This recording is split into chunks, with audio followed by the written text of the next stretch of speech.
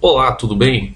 Hoje eu vou falar um pouquinho sobre como você pode elaborar o seu treino de força. E quando eu estou falando de força, eu vou estar falando de força máxima, ok? Como é que você vai fazer para aumentar a sua performance, a sua força muscular de uma maneira geral.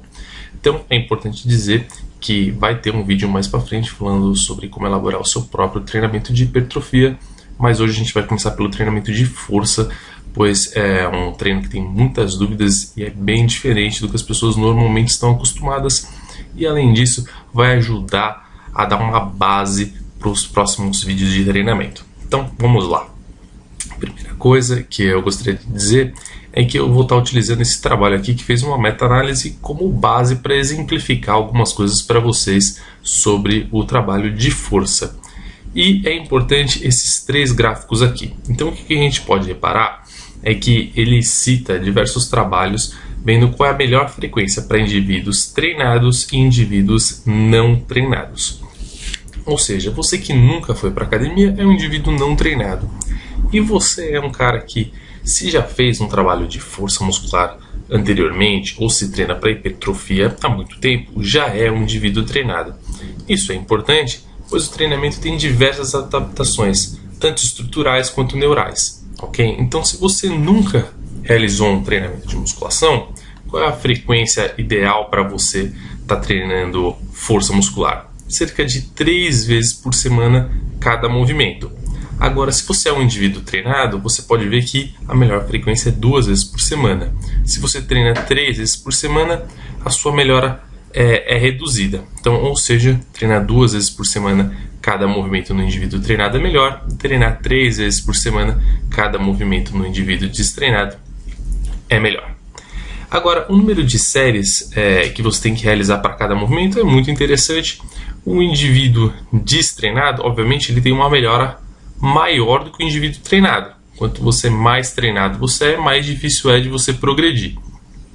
Mas você pode ver que o indivíduo treinado e não treinado, a frequência, o número de séries ideal para cada um é por volta de 4 séries.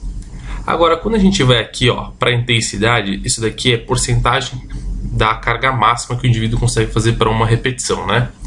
O indivíduo destreinado, ele tem uma melhora maior com uma intensidade menor. Por que isso? Porque as maiores adaptações de força têm a ver não só com o tamanho da musculatura, mas com uma aprendizagem adequada do movimento, com a ativação adequada das fibras musculares de uma maneira coordenada. Então, iniciar o trabalho com uma intensidade menor, né, uma porcentagem menor da repetição máxima é melhor.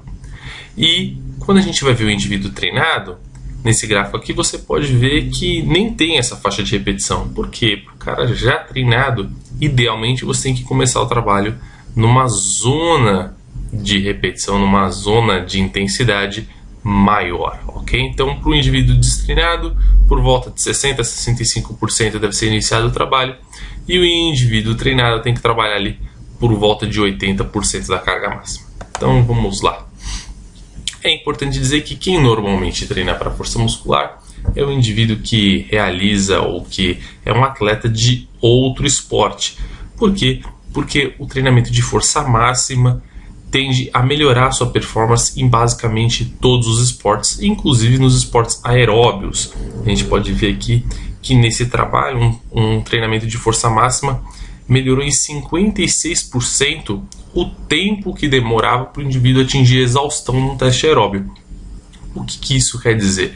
Isso quer dizer que se você aumenta a sua força máxima, todos os outros exercícios que você tem que fazer acabam tendo uma porcentagem menor de carga em relação à sua capacidade máxima. Em resumo, vamos supor que o indivíduo antes ele agachava com 100 kg e ele pesa 100 kg, né? Aquilo de correr vai ter uma sobrecarga na musculatura dele X. Agora, se ele, a partir daí ele dobra, ele consegue agora agachar com 200 kg. O ato de correr vai ter uma menor sobrecarga sobre a musculatura dele. Afinal, ele dobrou a força dele. E além disso, treinamentos de força são indicados para diversas populações, como por exemplo, indivíduos mais idosos, porque força muscular é importante para a pessoa continuar realizando as atividades físicas dela diariamente, e também por outras características de melhorar a densidade óssea e tudo mais. Mas quais exercícios a gente tem que realizar num treinamento de força?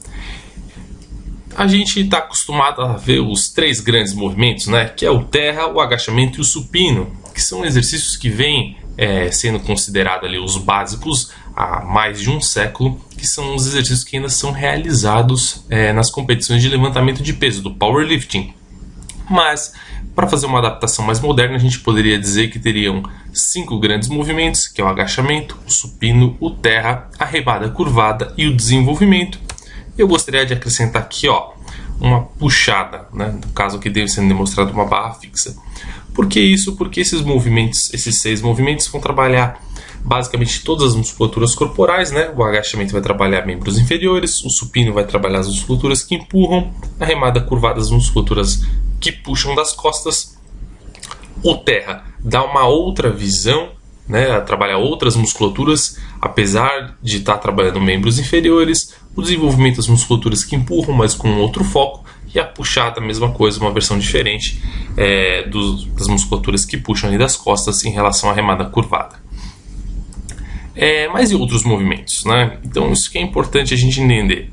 O indivíduo, quando treina para força máxima, ele não está proibido de fazer outros movimentos, que nem eu vou explicar mais para frente para vocês como fazer, mas ele tem que entender que aqueles outros movimentos não são necessariamente trabalhados para força máxima. Imagina você fazendo um trabalho de força máxima lá 3 repetições, né, no supino reto. Você não vai fazer 3 repetições numa flexão de punho, 3 repetições numa panturrilha, 3 repetições no abdominal, porque não é um intuito, aquele exercício não tem o objetivo de repente de força máxima, às vezes tem um objetivo mais estético, um objetivo de hipertrofia, e não tem problema nenhum de você adicionar esses exercícios, como no exemplo que eu vou dar mais à frente. Então vamos lá, eu vou começar trabalhando no modelo iniciante, para vocês entenderem como é que funciona, e eu vou deixar sempre esses gráficos aqui do primeiro trabalho para exemplificar para vocês como é que a gente começa. Então vamos lá. O iniciante, então ele tem que treinar 3 vezes por semana cada agrupamento, certo? Ele é mostrado aqui no gráfico, número 1. E então o indivíduo vai treinar um dia, descansa outro, treina um dia, descansa outro, treina um dia, descansa outro. Então, treinando 3 vezes por semana. E a gente já viu que ele tem que começar fazendo sempre 4 séries ali para um melhor desenvolvimento de força. E ele tem que treinar ali por volta de 60%, 65% da carga máxima. Ricardo, quanto que é 60% a 65% da carga máxima? É mais ou menos de 12 a 15 repetições, tá? Por que eu estou falando isso? Você vai pensar assim, pô Ricardo, mas 12 a 15 não é um trabalho de força. Mas você tem que lembrar que a gente está falando de um iniciante, ou seja, ele ainda tem que aprender o movimento. E de início, essas cargas baixas, né, relativamente baixas, já vão treinar o indivíduo para um desenvolvimento de força máxima. Então ele tem que começar em algum lugar. Você não vai começar a treinar força muscular sendo que você nunca foi na academia, fazendo 1 a 2 repetições máximas de um exercício que você ainda não tem nem coordenação, que você ainda não sabe realizar ele adequadamente. Pô, e os exercícios? Então vamos lá, como a gente falou, teria que treinar cada agrupamento muscular 3 vezes na semana. Mas isso, então vamos lá, não quer dizer que você tem que fazer sempre o mesmo exercício. Então eu peguei aqui um exemplo, você poderia estar realizando supino reto, remada curvada e agachamento nos todos os 3 dias da semana. Seria um treinamento efetivo. Mas você pode variar sem problema nenhum. Isso aqui ainda ia ajudar você a quebrar um pouco a monotonia do trabalho e ainda assim ia ser muito eficiente. Por exemplo, pensando no movimento de empurrar na segunda-feira fazendo um supino reto, no terceiro dia você estaria fazendo um supino inclinado e no 5º dia você estaria fazendo um desenvolvimento.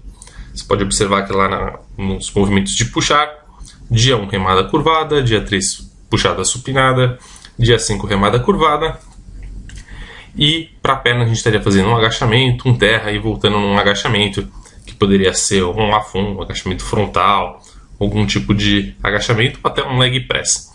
Aí é importante falar que a gente está falando de desenvolvimento de força, normalmente tem correlação com querer uma performance esportiva. Então tem uma tendência a não utilizar movimentos em máquinas. Por exemplo, o movimento do leg press ele acaba sendo menos funcional do que um agachamento. certo?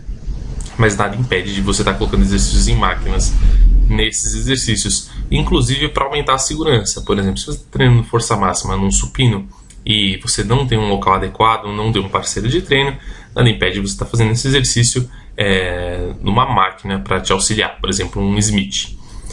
E aí, cara, e os outros exercícios que você falou para mim que a gente poderia estar colocando? Então, o que acontece é, se você já está estimulando todas as musculaturas corporais, os outros trabalhos, idealmente você vai fazer ali ou para uma zona de resistência ou para uma zona de hipertrofia. E a gente vai tentar não realizar um trabalho muito extenso nesses outros movimentos. Por quê? Porque a gente quer estimular ao máximo as musculaturas, os movimentos e descansar. Afinal, dali a 2 dias você vai estar treinando de novo, né? Passado 48 horas. Então, tem que ser reduzido. Aqui eu peguei um exemplo, tentando colocar um trabalho equilibrado. No primeiro dia eu coloquei uma elevação lateral em um tríceps e um abdômen. Já no dia subsequente, uma remada alta, uma rosca direta e uma panturrilha. E no dia 5, um posterior de ombro, um crucifixo e uma lombar. Ricardo, essa escolha desses exercícios foi aleatória? Não, não foi. Então vamos lá. Por exemplo, no dia 5, como exercício de empurrar, a gente está fazendo um desenvolvimento. Por isso, eu coloquei um crucifixo como exercício auxiliador. Já no dia 3, por exemplo, a gente está fazendo um supino inclinado. Então, o que eu coloquei como exercício auxiliador? Uma remada alta. No dia 1, a gente está fazendo um supino reto. Eu coloquei uma elevação lateral. Vamos voltar para o dia 3, só para explicar uma coisa. Como você não está fazendo uma remada no movimento de puxar, você está fazendo uma puxada, eu coloquei a remada alta, pois assim eu já estaria trabalhando um pouco de trapézio, já estaria trabalhando um pouco de ombro. Então os exercícios eles têm que se combinar, eles têm que ser harmoniosos entre si, tanto os movimentos para força máxima quanto os exercícios de hipertrofia, mas isso é só um exemplo. Ricardo, o que seria errado nisso? Por exemplo, no dia 3, se eu colocar uma terra e o lombar no mesmo dia, eu acabaria estar causando uma grande sobrecarga na musculatura lombar. Seria errado para um iniciante, que é o que nós estamos colocando aqui no modelo, provavelmente ia ser exagerado para um treinamento inicial. Para um treinamento mais avançado, mais intermediário, pode ser que esteja ok, tá ok? E como é que funciona a progressão semanal? Eu estou usando aqui uma progressão em bloco e é aqui que eu acho que mora a mágica que as pessoas não entendem. Eu comentei que o indivíduo ia começar treinando com 65% da carga e aí você ia falar que isso era muito pouco, na verdade. Mas olha só, eu fiz um bloco aqui onde a cada 3 semanas ele vai progredindo. Então na semana 1 ele começou com 65%. Na semana 2 ele parte para 70%. Na semana 3 ele parte para 75%. E na semana 4 ele volta um pouquinho para 70%. O que isso está gerando? Está fazendo com que o indivíduo tenha semanas onde ele vai progredindo a carga e uma semana onde ele retorna para fazer um treinamento abaixo do que ele estava fazendo na semana anterior, para ele poder descansar tanto as musculaturas, as articulações e o sistema neural dele. Na outra semana ele já começa mais forte. E o que acontece? Ele vai progredindo novamente por 3 semanas. Então vamos lá, 5, 6, 7, ele progride. Na 8 ele volta um pouquinho, certo? Aí na semana 9 ele já volta progredindo de novo. E aí eu fiz uma progressão até o final da 12ª semana. Isso aqui está escrito em pedra? Não, não está escrito em pedra. É só uma maneira de demonstrar como você consegue fazer um bloco simples de evolução semanal e em 12 semanas você já está trabalhando com cargas muito altas ali, provavelmente para 3 a 5 repetições do indivíduo, trabalhando com cargas elevadas realmente para o desenvolvimento de força máxima. Isso daqui vai fazer o quê? No decorrer dessas 12 semanas para o indivíduo iniciante, ele não vai desenvolver só força muscular, ele vai desenvolver bastante hipertrofia também. Você pode observar as zonas que ele está trabalhando, são zonas clássicas de hipertrofia, por exemplo, por volta de 75% ali, vai estar para 10, 12 repetições, por volta de 80%, 85% vai estar ali por volta de 8 a 12 repetições máximas. Então essa progressão de carga é um exemplo. O que eu evitei de ficar falando aqui é que o indivíduo tem que fazer 3 de 10, 3 de 5, que na verdade nós já estabelecemos que iam ser 4 séries, mas assim, tem que fazer até a fadiga máxima ou não tem que fazer até a fadiga máxima. Para o treinamento de força, você não precisa realizar até a exaustão. É até contraprodutivo você ir até o seu limite máximo, principalmente com cargas elevadas, ou seja, ali por volta da 10ª, 11ª, 12ª semana. O indivíduo, então, ele tem que realizar o movimento de uma maneira adequada e sempre com um movimento perfeito. Por isso que eu estou evitando de falar assim, tem que ser 4 séries de X repetições, porque isso vai variar um pouco de indivíduo para indivíduo e vai variar também o tempo que ele demora para aprender a técnica de uma maneira ótima. Ok, pessoal? Então, e depois? O que o cara faz depois da 12ª semana? Férias. Férias, isso mesmo.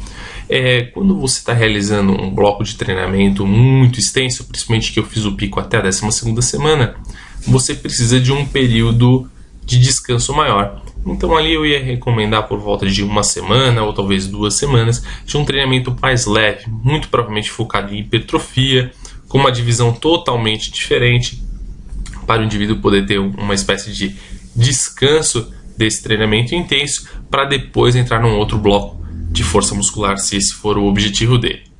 Ok? E aí? Aí que a gente vai ter uma parte 2 desse vídeo, onde eu vou falar um pouquinho mais sobre o treinamento para intermediários e avançados, as variações, as progressões. E eu queria pedir para vocês lembrarem de se inscrever, curtir, comentar e compartilhar esse vídeo, além de ativar o sininho para receber as novas notificações. Muito obrigado a todos, abraços e bons treinos!